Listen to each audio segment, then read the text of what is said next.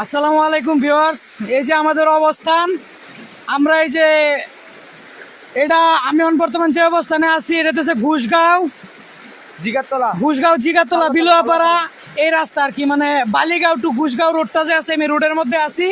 তো এই যে পানিটা ঘুষগাঁওয়ের নেতাই বাইঙ্গে এই দিক দিয়ে আরো প্রায় 2-3টা রাস্তা পার হইয়া এই রাস্তাতে আসছে।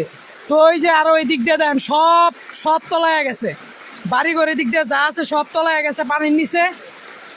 একেবারে পুরা অবস্থান খারাপ। এই যে পানির অবস্থান এনে থাউন যাইতেছে না, আসলে মনে করেন যে হাইটটা যেমন এরকম অবস্থানটা নাই, মানে থাকা যাইতেছে না। পানির এতটা স্রোত, মানে পানির যে কি পরিমাণ স্রোত এটা আল্লাহ ভালো জানে।